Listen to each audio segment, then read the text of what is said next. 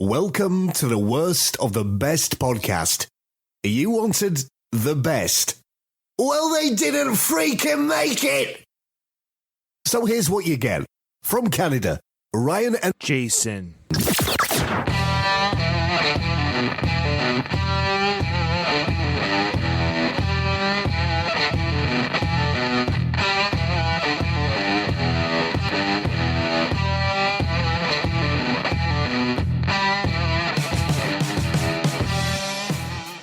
Welcome to the worst of the best podcast. I'm your host, Ryan, and with me, as always, is my brother, Jason. Jason, how you doing? Doing good, brother. How are you?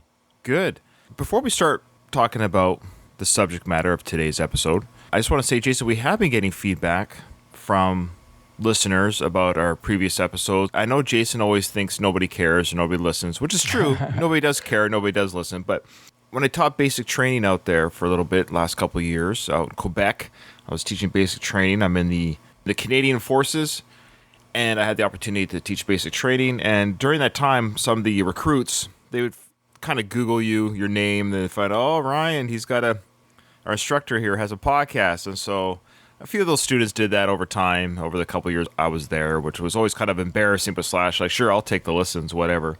But a couple of the students have reached back to me and said, hey, we really enjoy the cut of your jib, and I actually just got a message from one of them the other day. So people are listening, Jason, and they do enjoy what we have to do. And one of them actually said, you guys are better than a lot of those podcasts that has millions and millions of downloads or listeners, and we appreciate that. That was a kind thing to say. Oh, that's nice. Nice to hear, Ryan. Yeah. What I will say to those individuals, especially the few that do actually reach out to me, leave us a review on iTunes. That would make us not more happy, but it gets the word out when people are scrolling through their podcast apps. They see this and they see a topic that they might want to look at, but before they even listen to the episode, they might want to look at some reviews. So give us a shout out on your socials as well. Share us, like us. Share the episodes that you might be enjoying. Just, hey, I kind of got a kick out of this episode. Share it on your Facebook. It would mean a lot to us. And don't be embarrassed. If you're not embarrassed to listen to us, don't be embarrassed to share us. But maybe they're embarrassed for us. They don't have to be embarrassed for us. That comes naturally. We're embarrassed for ourselves. That's true. Yeah. So, Jason, I'm excited. We are doing Metallica's And Justice for All album. If you're a first-time listener to our channel because you saw again that, hey, these guys are going to talk about what you might feel as a listener, one of your favorite metal albums of all time and or Metallica albums of all time. As a show, what we do is we pick the best of somebody's career, whether you're an artist, musical artist, actor, or even any kind of list from conspiracy theories to food items or whatever it is. We discuss those things in that list, and then we say at the end of the episode what we feel is the worst of the best of that topic. Today is Metallica's debut full-length album with bassist Jason Newsted after the death of Cliff Burton. But many people feel that Metallica in some ways even peaked with this album, despite it not having as many sales as the Black Album. This album kind of marks maybe the last album before the quote-unquote new Metallica, which is kind of funny because, Black Album came out in 91 or whatever. Many people feel, Jason, that this album and many people's Metallica fandom is their favorite album. But we've said this about Ride the Lightning. We've said this about the Black Album. We've said this about Master of Puppets. That's the thing about the Metallica fandom. People have their favorites regardless of when the albums came out. Or for me personally, I was introduced to Metallica through this album, which is interesting that I didn't really catch my radar sooner than this album. And this came out in September 88. And we've been listening to music for quite some time before this album. We're into music like the Motley Crue and the Aerosmiths and stuff like that, the Van Halen, ZZ Top and all the rest, from the early 80s. I'm not quite sure why Metallica never hit our radar until 88. So this is where I was first introduced to Metallica. And I suspect it had to do with the fact that they released a video for the first time. All their other albums had no music videos associated with them. They were kind of anti-music videos for, their career up until now. At any rate, so as far as an album where they peaked, I don't know. This album is a special place in my heart and my memories just because this is where I was introduced. And then I would go back to their back catalog, find all the hidden gems that they had previously released. So sometimes it's fun finding a band that you connect with and love and then being able to explore their back catalog. And kind of like, it's like binge watching a Netflix series or something, right? Like you get to go, oh, this is pretty cool, and then you can watch the whole thing from front to back. It was similar to me and my Metallica experience. Yeah, we share that very similar experience. I don't know if it was you that first bought the tape cassette or if it was me. Yeah, it was. Yeah, it was. Yeah. Now, to answer your question, why, I think I can answer it a little bit. I mean, you were in grade 10 when this album came out, and I was in grade 8. We both just started those years of school. So, yeah, we were already kind of, I wouldn't say knee-deep, but pretty knee-deep in our music listening. We have been music listeners our whole young lives. We've always enjoyed metal, rock and roll, from Queen to... We listened to everything. We had a large library of albums, but I think a lot of our rock was hard rock. I would even argue some of our heavier rock was, or bad boy rock was Appetite for Destruction. We didn't listen to a lot of heavy metal. I think Metallica was the first heavy album that you and I and our siblings listened to on rotation, heavy rotation. When this album came out, I remember feeling this way. I could be wrong, but I was just shy of 13. Yes, the one video makes the video waves. That, of course, garners a lot of popular culture attention. Yeah, Metallica reaches the masses, such as us. You and I did not listen to Master of Puppets and the albums before that. There's no way. We never listened to any of those. But I remember seeing the video, of course. That was the first exposure of Metallica I've ever heard, was the song one, the video one. And I remember thinking, seeing it for the first time, maybe we've heard of the band Metallica, saw the logos on people's jean jackets in high school and stuff. But seeing these guys with their long hair and it's black and white video, and it was scary. This was darker, heavier, dangerous almost type of music. It was such a theme and sound that was so different than anything we ever listened to. Yeah, it is very, very aggressive and dark sounding. But boy, was it good. Let's just... Oh, yeah. Yeah, it didn't take long for you to get sucked into it. And just, especially as teenagers or whatever, you really can tap into the angst and anger. The angst, yes. Yeah. And in this album, James taps into that teenage angst. So when we started listening to this album, I had a paper route, and I remember listening to this album nonstop on my paper route, on rotation, flipping the tape over, never stopped listening to any song. And then I used to mow lawns as well. I remember listening to this album when I mowed lawns. This was an obsession over and over. I could not get enough of the riffs, the driving chords, just the power of this. And it just spoke to it. I just could not get enough of how powerful and amazing this album was and is. We were part of the Columbia House tape CD whatever club. So yeah, we started getting their back, like, oh, they have other albums. So we started going to the Kill 'Em All, Ride the Lightning, and of course Master of Puppets. New to our channel, check out our reviews of Master of Puppets, Ride the Lightning, and the Black Album on previous episodes if you're a Metallica fan and like what we do here.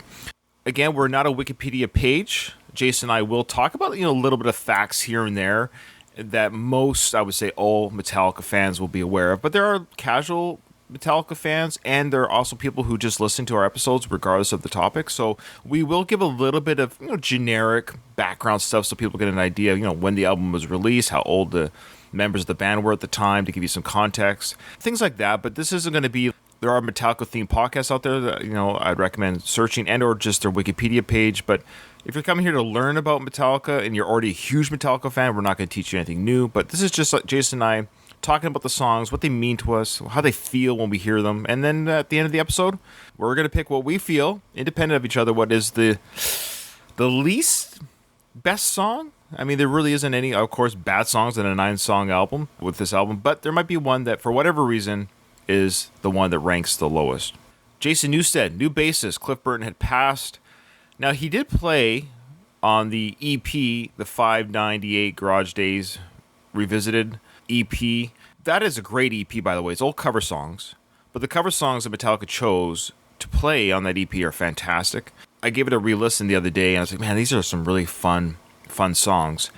Not only are they a great metal band, they're also a really good cover band. They do some really great covers. Their covers are always well done. Yeah, I have to agree. Yeah. Every cover they do is just spot on, really well done with their Metallica-isms in it, but I give them full credit that they pick some pretty fantastic songs. So not only do they do a good job covering it, well, I mean, they're pros, but the songs they pick are really cool. And I go back and listen to the originals, which is what those original bands want you to do, and I've done that. And of course, Diamond Head's big influence, Motorhead, bands like that. Some interesting bands they've picked over the years. That was Jason Newsted's first recording with the band. Now, you know Jason as well as I do that Jason was a fan of the band. He went to concerts, so he used to watch Metallica with Cliff Burton in the band. He was one of many bassists that, of course, tried out. Some big names tried out for the band. Even Dave Ellefson, apparently, for Megadeth, tried out for the Metallica gig. I don't know how that worked. How has it worked for him now? With Dave Ellefson, you could say he's trying to make money hand over fist. Oh, jeez. It's a tough gig to beat, the situation that he's in right now. He's begging on his hands and knees. He is. He sent out a couple good audition tapes for some other people to watch, though. So Jason Newsted is actually the same age as James Hetfield. They were both 25 at the making of Injustice for All.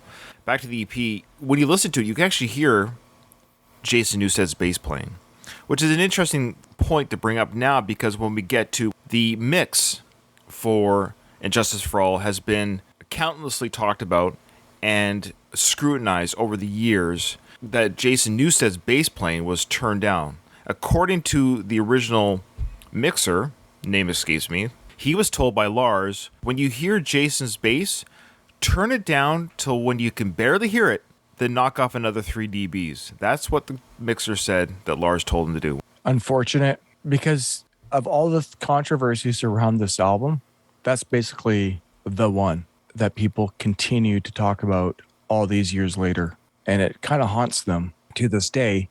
When anybody re-comments on YouTube or whatever, they always talk about the fact that Jason has no bass presence on this album, which is just too bad. You know, Lars was hurt and angry that their brother had died a horrible death on tour. So there was a lot of anger from Lars and from the band themselves that he had to be replaced in this way. So Jason became kind of the runt of the group from there on out, and was picked on and hazed throughout his career with Metallica, which is also very unfortunate. They lose a bassist through a tragic accident, and then they lose a friend who was to help out the band in a tough situation. And they did lose Jason through years of basic bullying. They bullied him, and they started off by not allowing his bass to be heard on the first full-length album that he recorded on. It's kind of a shadow over this album. And that would probably be the biggest hit on the album, is the low to zero bass. Arguments have been made by the band over the years. They've gone back and forth. They've all but admitted that they did do this to Jason. The reasons why they've actually haven't said what you said. Of course, they haven't said that. They said it was a creative choice, i.e., the riff was already very identical. The heavy riffing was already identical to the bass playing. But when you hear these songs live, of course now with Trulio playing in the band, but even before then when Jason was playing the band, the mix of the live stuff, you could hear the bass. It's not like we've never not heard the bass in these songs, but the only way to hear the bass mix in these songs now is live. And you will hear them. So I recommend, if you haven't already as a diehard Metallica fan, go out there and listen to those live performances that Metallica releases very frequently on their YouTube channel. You can very clearly hear the bass playing. And that's funny enough, that's a lot of the comments in those respective Injustice for All songs that are live on their page. People say, hey, look, we can hear the bass. So this is an ongoing discussion. It haunts them. It's a talking point that will never go away. And the reason why it won't go away too is the band has remastered these albums. They were asked, well, why didn't you bring up the bass level in the remaster? And they said the reason why they didn't is, mistake or not, they said this is what we did at that time. They didn't want to change whatever reasons they had. They've stuck to them. Stubbornly so, probably. James is probably pretty stubborn, but they haven't changed the mix even with the remasters. It's too bad. At the end of the day, it's too bad. So what we're going to do now is we're going to play a little bit from each song, just talk about our overall feelings about the song, maybe a couple little tidbits about each song. But I wanted to do something with you, Jason, if you wanted. Well, there's tons of videos on YouTube that people have played their bass. Yes, I've seen those. Okay. Yeah. There's one guy in particular, incredible. He does the whole album, and he does it live. You can see him do it. It's just amazing. We'll play a little bit of Blacken. So Blacken's the first song on the album. But let's play a little bit at the beginning without the bass, and let's just compare it for our listeners with the bass. Just so they know what we're talking about, then we'll start talking about the actual song. Here is the original sound and song, Blacken, opening track of Injustice for All.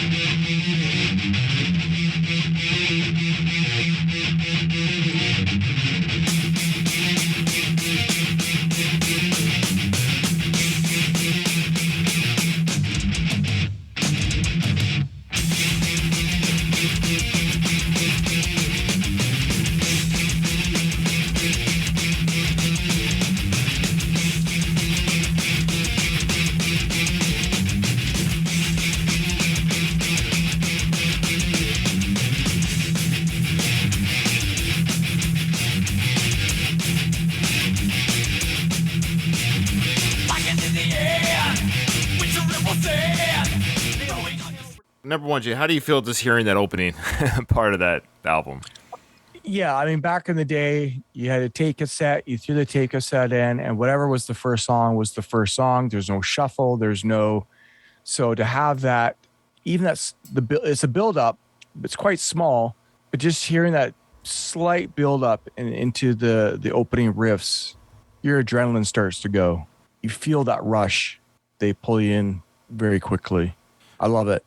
I totally agree. It's an incredible intro. It's a track that they play quite frequently on tours still to this day. I absolutely love that song. Blackened, of course, is talking about, how humans are destroying Mother Earth. This is one of the first albums where I would read the lyrics, and there's a little bit more to what they're singing about than just sex, drugs, and rock and roll. There was a lot of meaning in each song. For example, this one being about the environment. At the age of 25, James and the rest of the band are starting to talk about issues kind of bigger than themselves on a global scale in many ways, which is different. They expressed it in a very real way, very mature way through their music. And that's the theme throughout this whole album. Political, environmental, those sort of issues were brought up throughout this album. They're actually talking about, hey, look, this is nuclear war, man. We can eradicate humanity. The earth could be destroyed. Loss of natural life. It's bleak. Yes, it's not a feel-good song, but these are real issues. These are real topics. Yeah. And I don't know. It's up to you as a parent. What do you want your kids listening to? I don't know. Some of the pop songs of today are kind of explicit, but they might be easy to listen to and tap your foot to. But if you actually sit down and listen to the lyrics, I don't know. Maybe I'd want my 10-year-old to listen to Blackened over some of the stuff that's... Oh, for sure. Yeah. Yeah. Really quickly here, Jay, let's just hear a little bit of Blackened with the bass. And I'll give a shout out to this channel. It's called the Bass Channel. It only has 94,000 subs, which is a lot, but at the same time, this guy's an incredible bassist, and he's done a lot of bass-enhancing videos, especially with Metallica, especially with this album. He did the whole album, and you can watch him play live. He just sits down and just jams. It's pretty cool. But I'll share it with Jason and you, the audience, just to hear a little bit of the bass line during Blackened, and just how much it enhances the sound of this album, which again speaks to Jason being sad that this, according to Metallica, will never be rectified officially.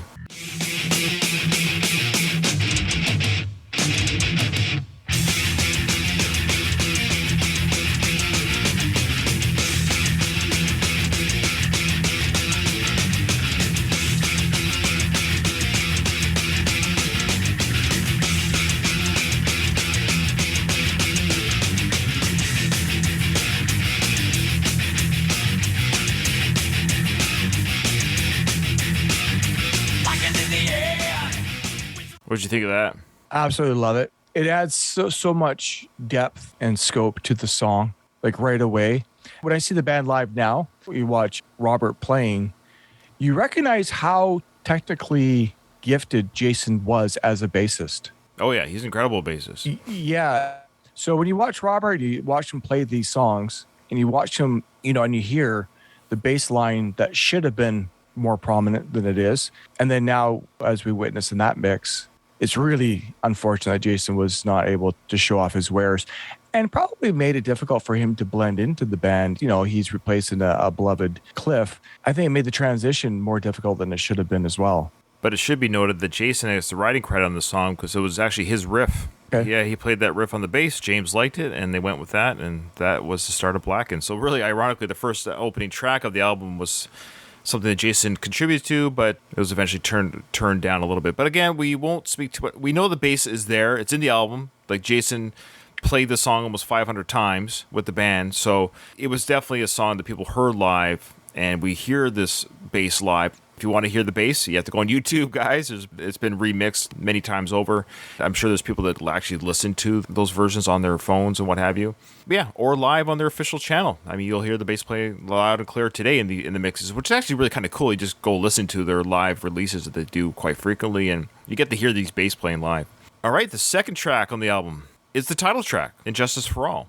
Yeah, basically, another song like Blackened's about the environment, the damage that we're doing to the environment, and then Injustice for All about corruption, political corruption, or some of the injustices within our political or justice systems.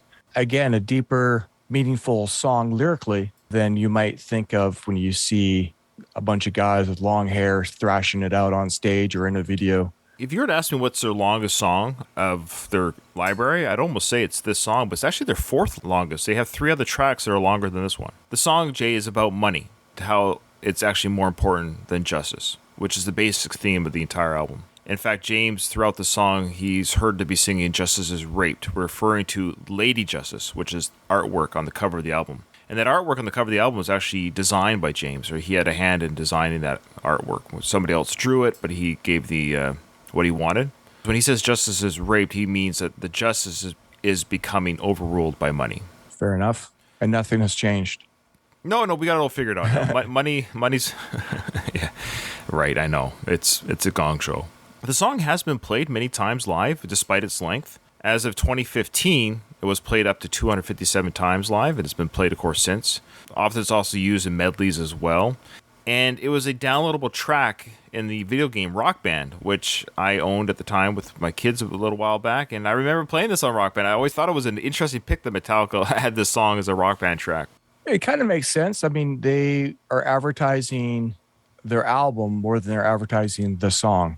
There you go. So the song titled And Justice for All is advertising their album And Justice for All. We know how big Rock Band was. That makes sense.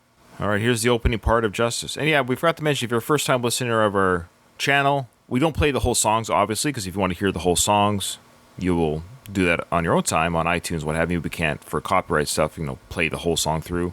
But here's a bit of the intro to Justice.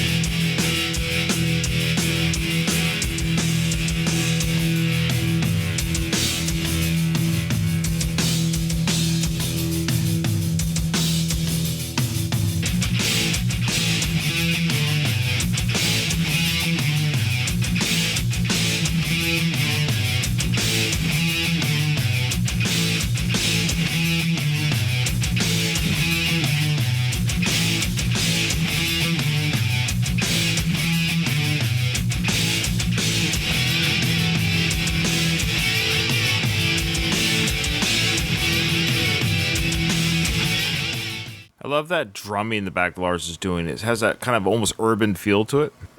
While listening there, I was just like, there's a lot going on. Kirk, do. Like, I'm not sure who's playing what exactly, but there's a lot of music being introduced, complex changes, tempo changes. Yeah, just within a very short period of time, there's complexity to the song. And I suspect that complexity made it difficult to play live all the time in its length. Even though it's the title track off of this album, it's not played as often as you might think. You're right about the complexity. This album actually was their most complex album that they probably have done in quite a while, quite frankly. But certainly at this point in their career, this was their 4th album, if you can believe it. They're only 25 years old. This is their 4th studio album. This was almost considered progressive metal. It's right on that verge of progressive metal. I think this song is the one that is the most progressive. There's a lot of changes in this title track, a lot of different, like you're saying, the drum parts and pace changes and what have you.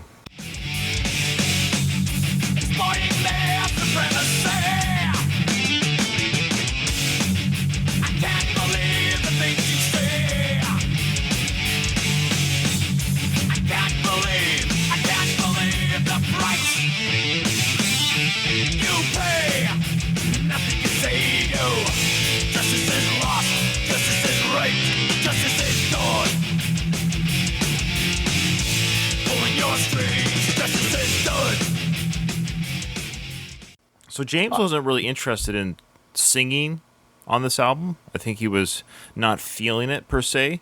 So the producer was just like, just bring your anger. I love the way he phrases these lyrics. There is anger, some disgust to go along with the lyrics. The way he emphasizes, justice is lost, raped, gone, pulling your strings, justice is done. It's just the way he emphasizes these lyrics. Let's sample from this song, at least. We'll try to do more from the next ones. Some of Kirk's amazing solo work on this album. The level and quality of solo work that Kirk brings.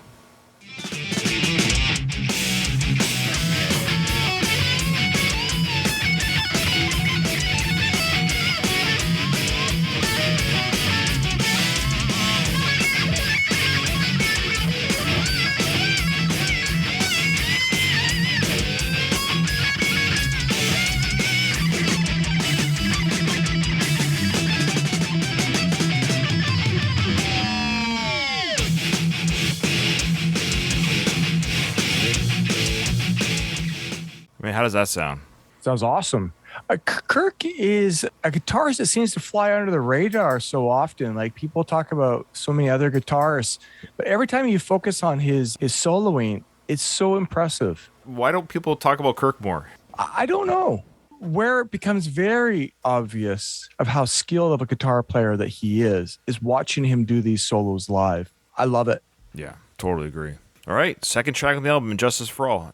Yeah, and Justice for All was released in 88 as a promotional single. Promotional singles, I guess, they don't really make airways, but they just give it to like... Yeah, I think they give it to radio stations or, at the time, like the Rolling Stone magazine or other critics as hey, we're coming out with this album. Here's a sample of what to expect. Okay, that makes sense. Yeah, a teaser. Third track on the album, Jay, Eye of the Beholder. Mm-hmm. Now, Eye of the Beholder was actually a single from the album. It was released on October 30th of 1988. It was the second single of the album. I did not know that. Yeah. And what's different about the music back then or Metallica, I mean, they had one, but they didn't have any other music videos from this album. No other way to really promote their singles. They're not going to be playing these songs on typical airwaves. They're just too long and don't really have the airplay they would get. Releasing it as a single, I'm not sure was the single ever played. I've never heard it on the radio, ever. It was officially a single. One of the reasons why we don't hear much from the song is it hasn't been performed live in its entirety since 1989. What? Yeah. Wow. I'm surprised by that. They've thrown in some medleys and stuff. Sometimes they do medleys from Justice. Yeah. But they haven't done it live since then. In September 2020, so just over a year and a half ago, Lars Ulrich stated that he's not a fan of the song and that he doesn't ever want to hear it again. Huh. Isn't that weird? Explain why? Doesn't say why, at least in that quote. Let's get a sample. Is this Lars' pick of the worst of the best song on the album? Sounds like it. Yeah. Yeah. Is it ours? We'll find out. I love the intro to the song. I absolutely love this intro. The build.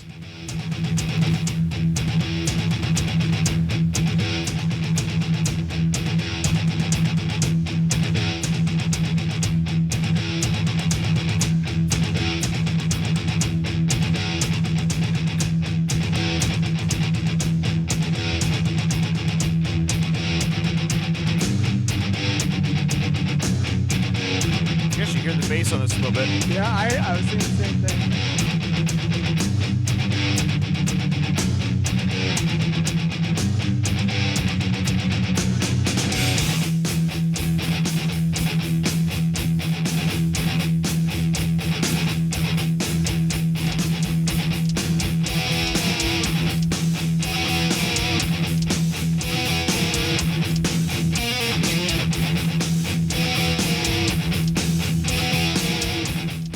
That intro alone, I don't know why they wouldn't play this live. I'm confused. Lars and obviously he's got good instincts because, the band's been around forever. People give that guy such trouble, but no, he's actually a musical genius in his own right. He writes a lot of this music with James. He's the drummer, sure. But he's the music guy too. But I'm trying to understand his reasoning for this song. I wish he would explain more. It's like anything. Any artist, they'll be like, or actor or whatever. Oh, I hate that movie. I hate that role. And they'd be like, what, dude? That was one of my favorite things. They just, for whatever reason, the creator of their own stuff, they see flaws or they see weakness where we don't. Yeah, fair enough. Let's hear some of James singing.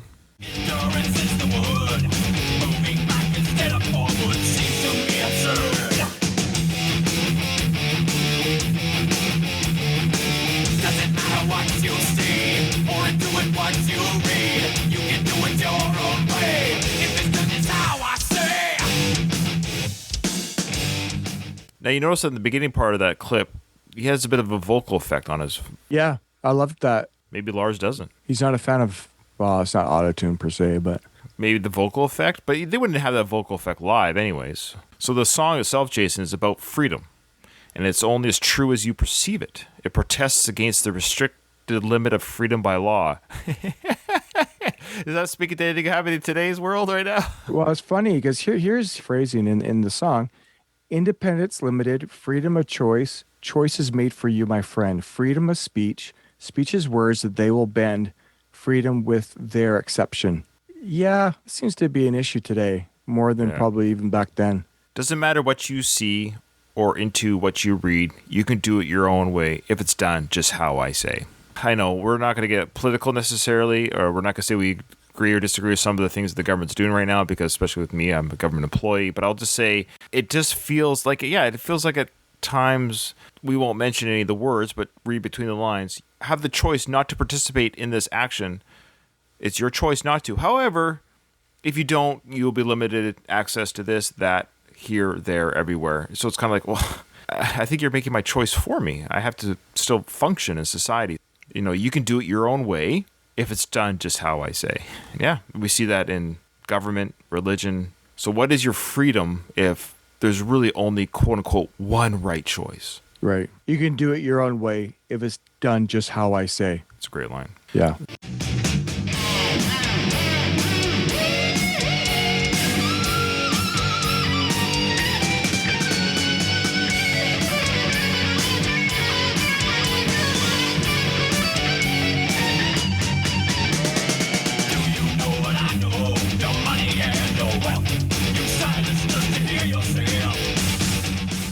Again, is that little vocal effect, great solo by Kirk again. So the next track, Jason, the next one is the big one, The big one, track 4, the third single. Believe it or not, this was the third, not the first single from the album, but it's the first single they released. They've released singles from other albums, so this is their third from this album, but the first to have a video. One, they used footage in the video from the movie Johnny's Got a Gun about the soldier who goes off to war and he loses his arms, his legs, his sight, his speech, his hair, everything due to a landmine. He's on a hospital bed. The only thing he can do is shake his head up and down in Morse code. And he says, of course, in the music video and from the movie itself, they're saying, what is he saying in Morse code? And the nurse or the army staff is saying, kill me, over and over again, kill me. It's a very hard video to watch. So here's the things I like about the video before we get to the song. So, look, if you don't know the song one, then you truly just don't know Metallica, which is fine. So welcome to this episode. I'm glad you made it this far. That's amazing. But one is a song that they've played, numerous times, every concert. It's kind of like that song that if they don't play it, people will probably leave mad. And rightfully so. It is the one song that got them into the stratosphere. Certainly ours. Like, we were big metal listeners, like we said before, rock and roll listeners, but we never even listened to Metallica because they seemed too maybe dark and underground or whatever. But this song made them more accessible. But it wasn't really on my radar. I have to say, it wasn't really even on my radar until this video. I seem to recall that I've heard the name Metallica. Oh, for sure. Yeah, and that I was under the impression that this was an inaccessible band to the likes of our taste of music. And I remember thinking, this is because it had that soft beginning. And so it leads you in. It kind of draws you in. So when it does get hard and crazy, it's a new sound for us. But because it has that soft beginning, it kind of eases us into the the heaviness. Before we get really deep into the song itself, what I mean by it wasn't really accessible or on our radar, one, they didn't have music videos, which is the big way in which, it was kind of like the MTV was the YouTube of our day. That's number one. Number two, their songs were not air playable. Too long. They weren't really accessible to all people. This song was the first song of their career to chart in the US. So 4 albums later, they finally have a song that is charting and getting that kind of recognition, even though they've had a massive successful career up to this point. It only reached number 35 on the Billboard Hot 100. 35. That's it. So as big and popular and promoted song on MTV with their video one, it only charted to 35 on the Billboard Hot 100. Yeah, it's crazy. But you know how many albums this album has sold, though? As of 2003, so this is 18 years ago, we can assume it has sold more since, 8 million in the U.S. alone. That was from 18 years ago, 8 million. Wow, that doesn't sound as much as I thought it would have been. Well, it's just the U.S. alone. They have 300,000 in the U.K., 1 million in Germany, Canada, 300,000. I would think it's higher too. Of course, people would dream to have those numbers today. That just shows you how big the Black Album was. The Black Album, I think, was nearing 20 million, Jason, and that was considered just like a mega album for sale. sure. But 8 million as of, like I said, this was 2003. We know Metallica, they make all their mint off their YouTube channel, their tours, their merchandise. They're just they're the hugest metal, maybe most band in the world actively that tours. These guys just sell out wherever they go. They're massive, for sure. They are the biggest metal band of all time. Yeah, and they've earned it. The song has that soft beginning, and it kind of lulls you in.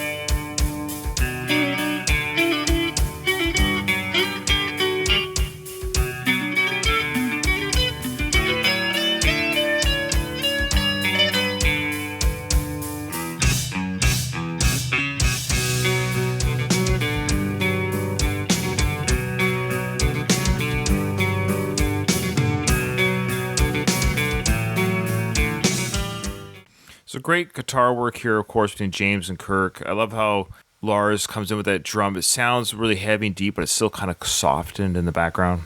It's hard not to talk about one without talking about the music video because of how interconnected they are to each other. The imagery of the video, like you say, the soft guitar playing, they lure you in, and the black and white video, the impact, the dramatic feel that black and white video offers, little glimpses of James flashing through fan and black and white, cutting in and out. And really my first and many people's first introduction to the band itself, and to see them in that stark room playing their instruments. It's a powerful imagery, the combination of them playing and the music that they are playing. Totally agree. Video and the song they do go hand in hand in many ways in today's music world. If you go on YouTube and look up YouTube reactions, like reactors to this song, first time listeners of Metallica, and this is usually the first one they start with, they go to the video, which is, it's always kind of frustrated me as a viewer of some of these YouTube channels, in that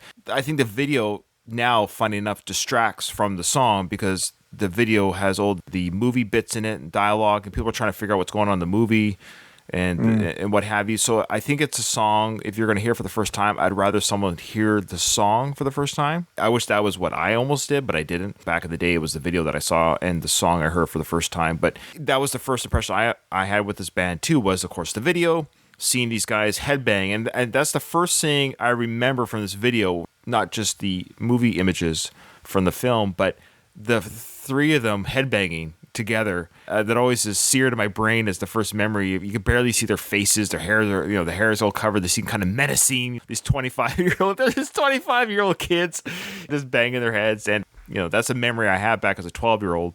Seeing these menacing guys banging their head. They're kind of dark and surly, and they seem angry, and it's like, ooh, these guys aren't. Funny you bring up the movie clips. When I think of this song, even though I bring up the video and the way that they're connected, I actually think more of the band than I do of the movie clips. That's interesting. I'm distracted by the movie.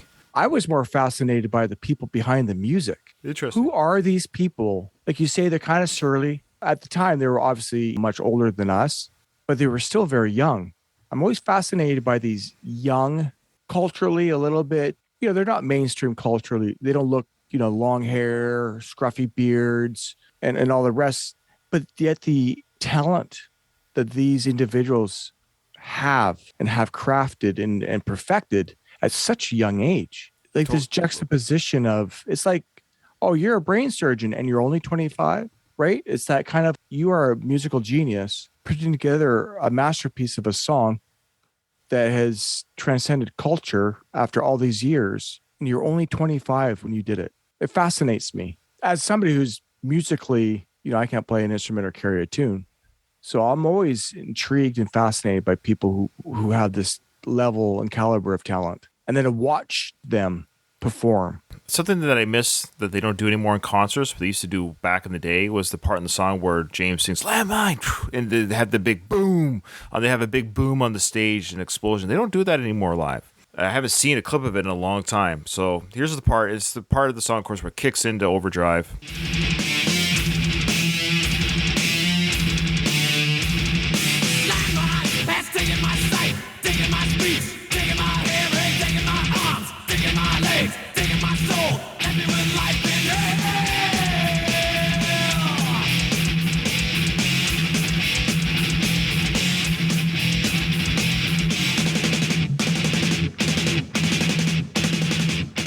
There's that gunfire sound by Lars's drums. And let's hear a little bit of Kirk's solo.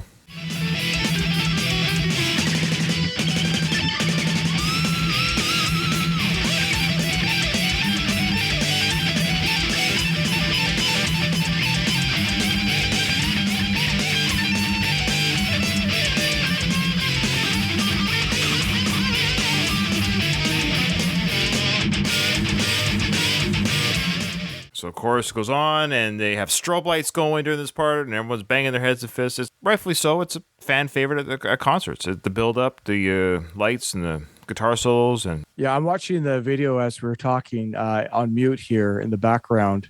Seeing them play in that stark room, just filtered light through the dusty windows, just pounding this song out. I love it. And what's also interesting is they show Jason Newes quite a bit of his bass playing.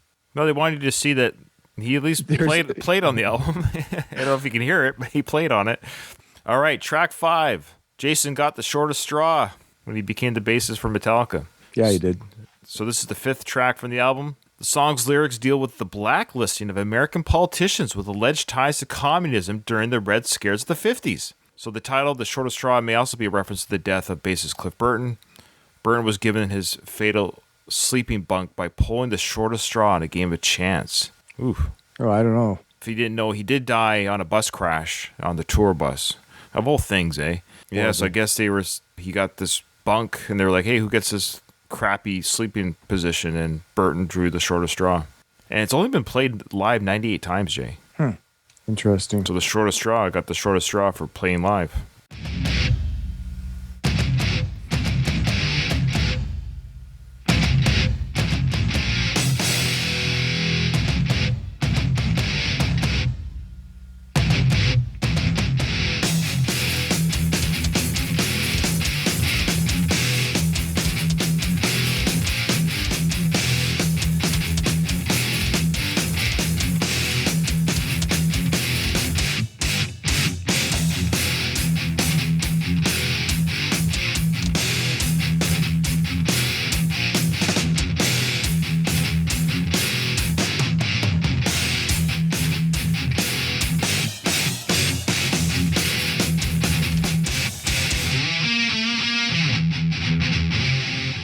Love that beginning. Love this song. And what I love about the song, too, is the chorus. When James sings, shortest straw. The way he sings that chorus. We'll get...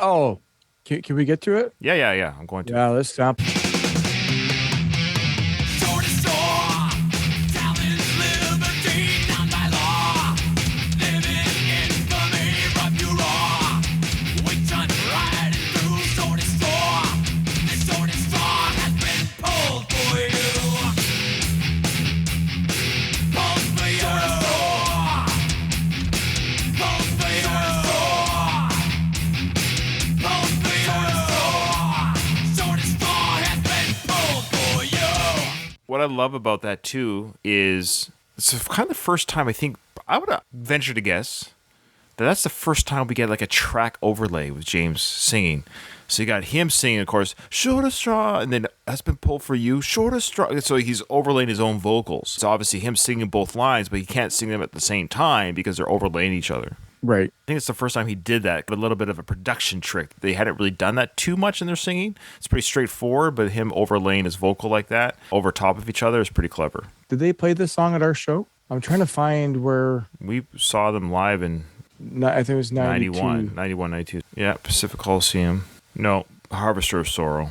Yeah, I remember that. Remember specifically when that song came on? Because we always used to do that quick little headbang. Yeah. We looked at each other, but they didn't play Shortest Straw there. No. Okay. 23 songs. Great. Yeah, well, that's fine. We will keep. So they did not play it at our concert. So Jason and I, we said it before in our other episodes of Metallica, but we saw them live for the first time, May 23rd, 1992. They did not have an opening act. They played for almost 3 hours straight. They did do their medley of Justice for All, where it was I, the Beholder, Black, and the Frayed Ends of Sanity were thrown in that one. Enter Sandman was the opening track. The second track of that concert was Creeping Death, and I think it was by the end of Creeping Death I had to leave the mosh pit on the front row. Yeah, fun times. Sixth song was the third song at the concert Jason and I saw. Sixth song on the album, Harvester of Sorrow.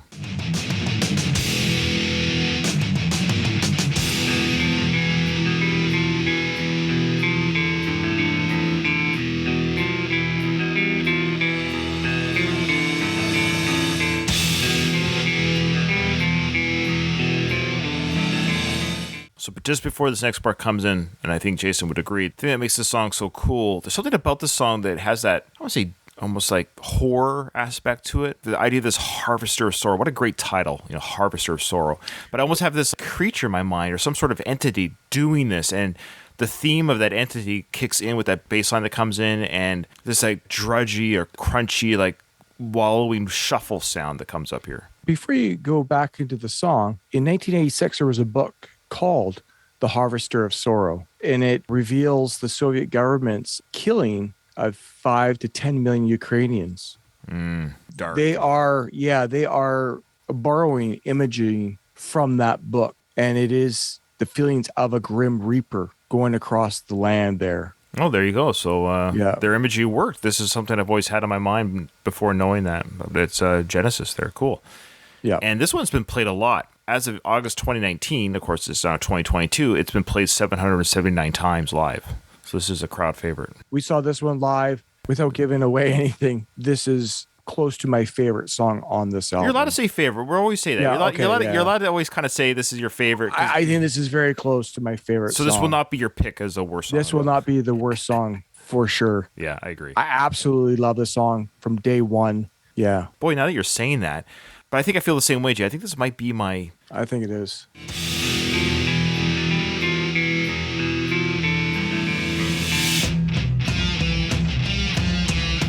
Get a little bit of a sound effect in the background there. Yeah.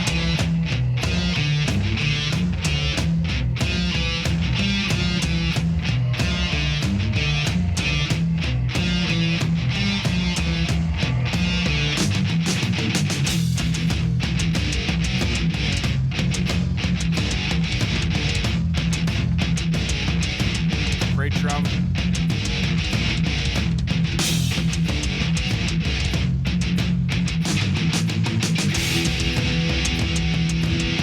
Love the drum work on this.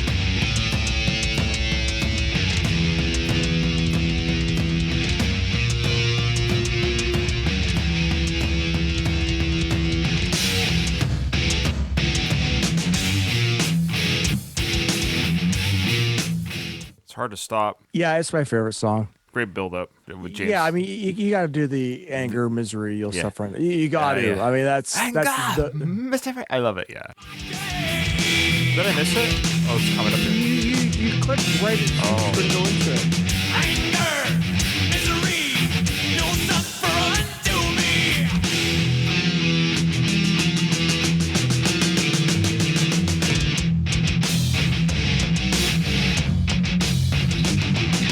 Harvester of sorrow. Okay, yeah, I love that. Great chorus, great build up, great drudgery and imagery. It's fantastic. Yeah, it's my favorite song. All right, Jason, life in general, having children, being married, not being married. These are the frayed ends of sanity. I always love this beginning. I don't know why they Oh yeah.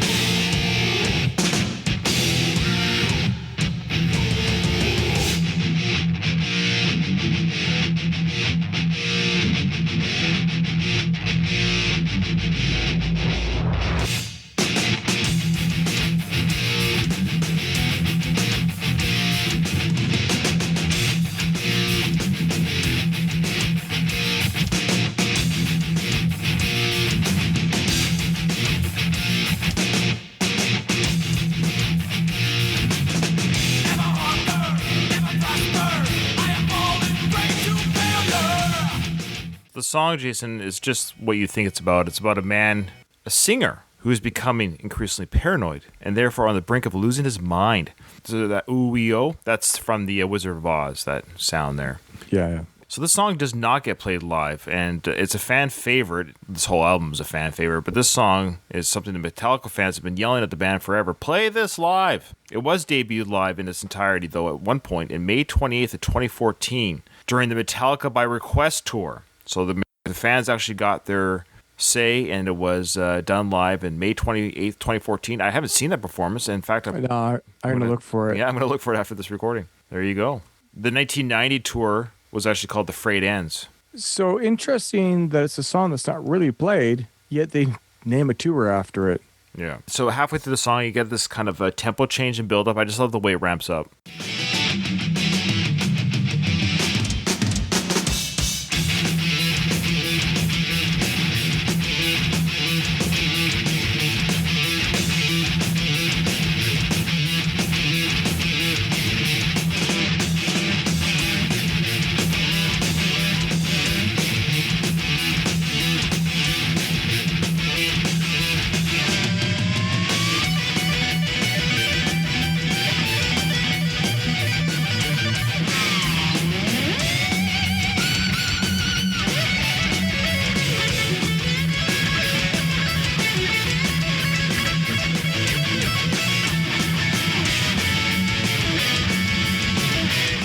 It's funny, talk about Harvester. I don't know. This might be my favorite on the album.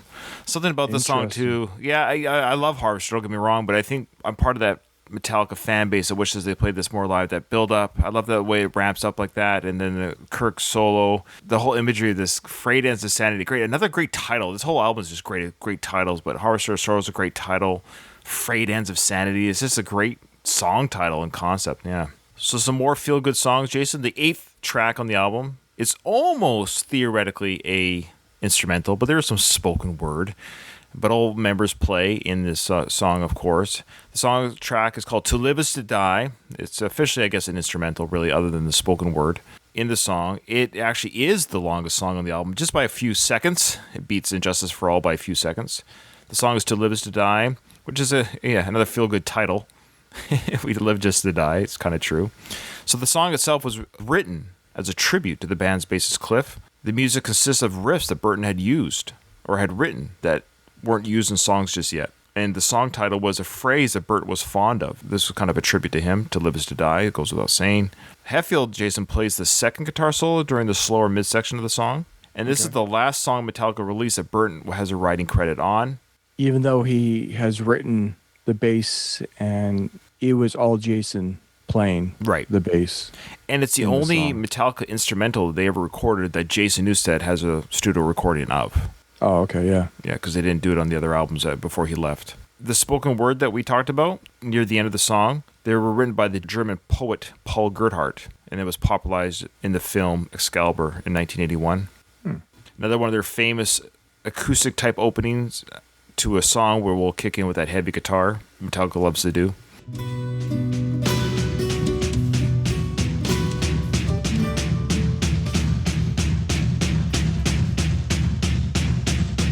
Hear that bass right there.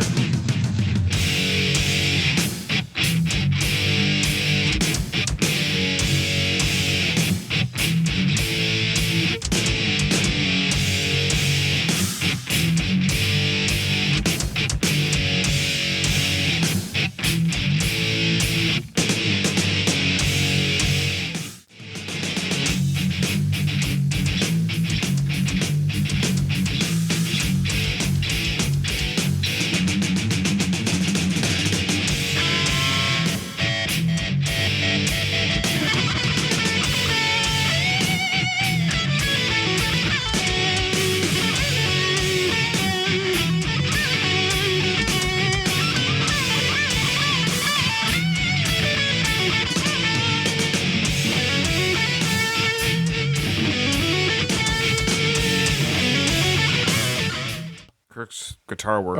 I love that build up. Ding. Yeah, I love how it does that kind of, I don't know how to, that picking sound where it's kicking in, it's ramping up. And then I love this slow interlude it does in the middle.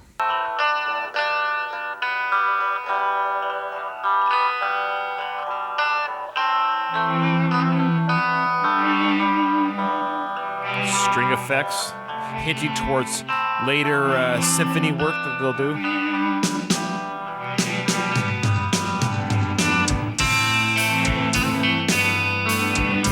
Think about this is a real beautiful piece of music right now. Oh yeah.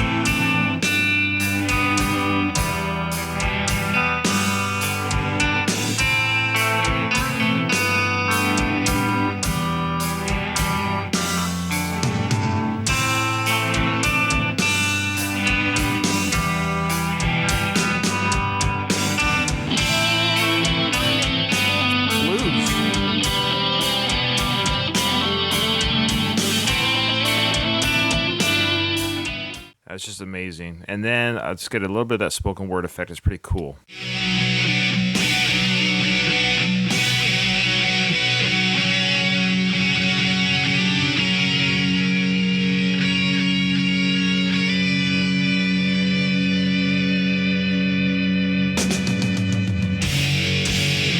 When a man lies, he murders some part of the world.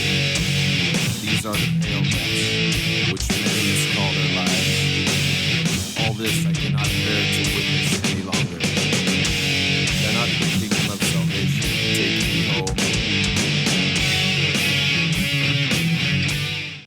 remember hearing that spoken word for the first time, of course, listening to this album. It's funny, I can hear James' voice now, but at the time, I wasn't sure who was necessarily speaking there, but I can tell it's James now. I've heard him talk many times, but as a first-time listener, I was like, for all I know, I don't know which band member, or if it was a band member singing that spoken word. I went probably a long time not knowing maybe who was speaking until I heard James speak in person. But that's definitely young James Hetfield there speaking that little line there. Yeah, it's a powerful little insertion of lyric or poem. Still feel the pain of the band regarding Cliff, and it lives to this day.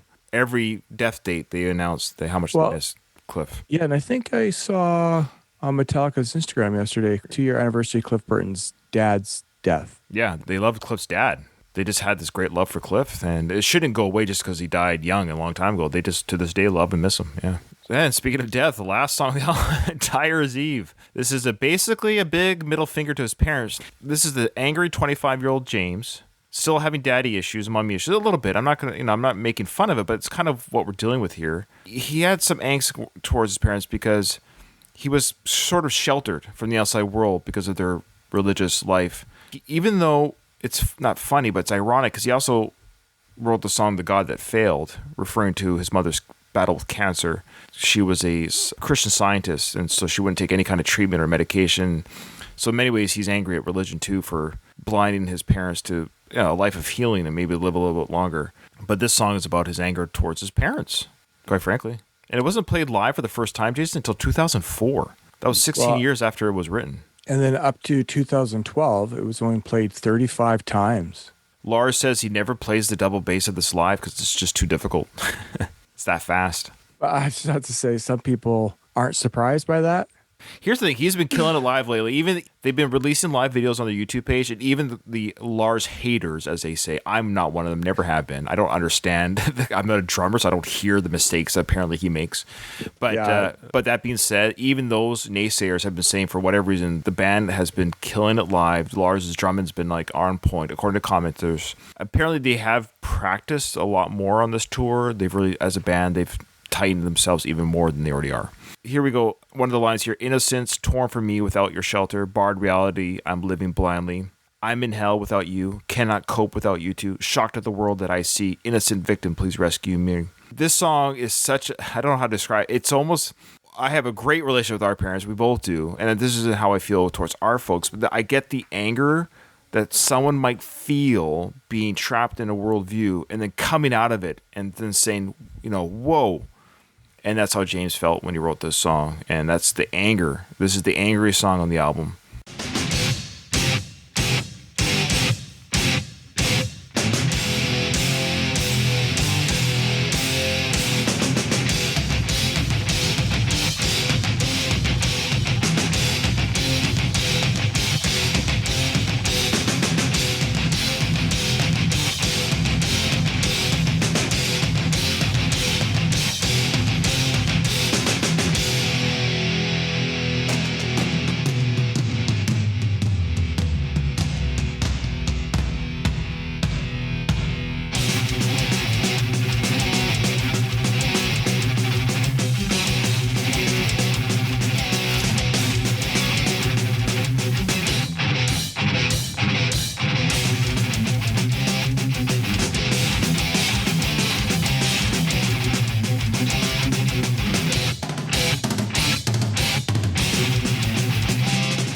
What do you think of that thrash intro? Definitely could call back to more thrasher days, like the Kill 'Em All type of days. Who knows? Maybe the song has some throwback to that time. And maybe, even though this was recorded at the age of 25, 24, 25, maybe it is a little bit of a younger James that did write it, or at least bits and pieces. But reading the lyrics, pretty scathing lyrics and some deep wounds. Mm-hmm. Listen to his energy at the very beginning. He's about to sing here, but I'll read the lyrics. Dear mother, dear father, what is this hell you've put me through? Believer, deceiver, day in, day out, live my life through you. Pushed onto me what's wrong or right, hidden from this thing that they call life.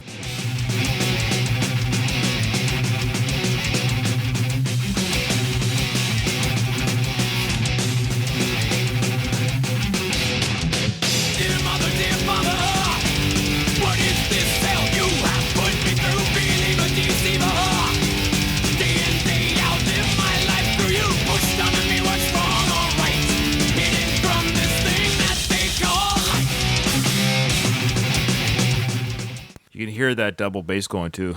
Yeah, but really, you hear James just. I mean, throughout this whole album, the way that he air quote sings throughout this album, there's just a true aggression and a true anger through all of it. Captured something magical with his emotions on this album. Agreed. The best part of the song, my favorite part of the song, I should say, is this part here. So it's right after Kirk's amazing guitar solo. I just love the way his solo ends. Of course, the whole solo is great, and then the way it kicks. You want to play this? Let's play the solo. Okay, and then the way it kicks into Yeah. James at the end.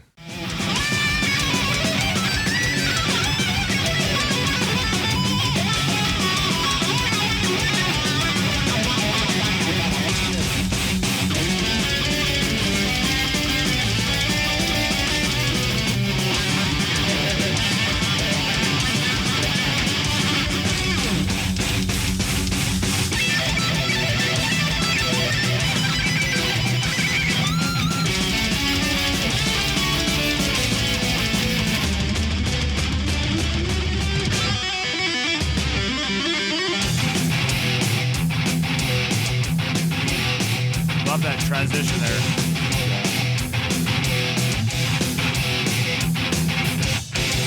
I'm in hell without you. Cannot cope without you too. Shocked at the world that I see. Innocent victim, please rescue me.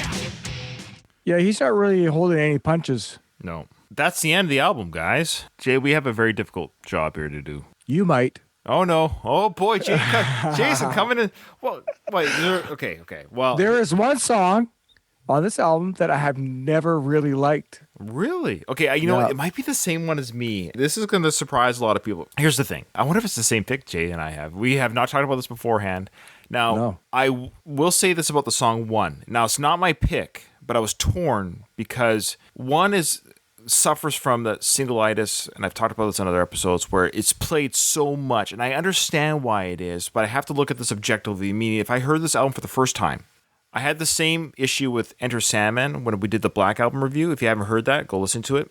Spoiler alert, I didn't pick Enter Sandman as the worst. It was another song, but I'll let you listen to find out which one that was. But Enter Sandman, if I heard it for the first time with the rest of the album, I wouldn't think it's the worst song. And I have to do the same with this. I only listen to one when I watch it live. I never listen to it on my own. I've known it so long. I don't enjoy it unless I'm watching other reactors listen to it or see it live, just because I've played it out in my soul. But I love the song. I understand why it's so popular. It's a good song. I get it. But there is a song that, yeah, maybe like Jason, since the beginning, since I started listening to this album as a 12-year-old, I was like, whew, this kind of drags a little bit. There's something about this song that just dragged. They should tighten it maybe. Maybe if there's a 4-minute version of the song, 3.5-minute version of all the best parts, and Justice for All. Okay, well, yes. Okay. It is a song I have never been attracted to.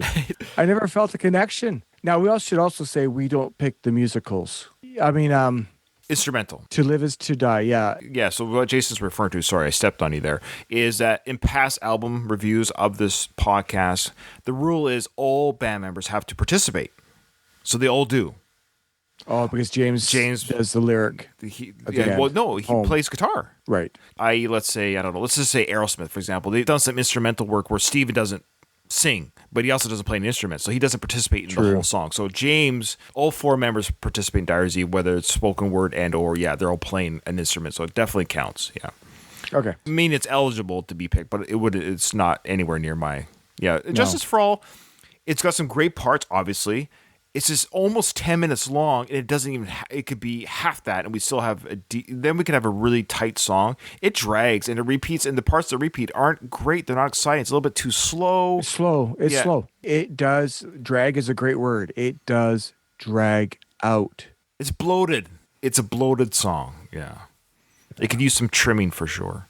We haven't agreed on a song for a while, so this is good. Yeah. It's funny. It's one I've never liked. Yeah, me too. And it's too bad because the title of the album is And Justice for All, yet the worst song for me is And Justice for All. All right. Well, Jason, this was an absolute blast. But again, we hope you enjoyed it. We aren't here to give you a huge Metallica news or information per se, but I think Jason and I did a good job expressing what we liked about the songs and what we thought was the worst of this best album of Metallica's, at least amongst many of the fan base. In fact, when we advertised that we're doing this album review, we already got comments saying, hey, this is my favorite album by Metallica. So we're hoping we gave it some justice. Oh, I see what you did there. You see what I did there? Remember, in front of every silver lining, there's a cloud. And today, for both of us, it was End Justice for All, the title track. Thanks, Jason. You bet, brother. Have a good one. Gamma Gator Productions.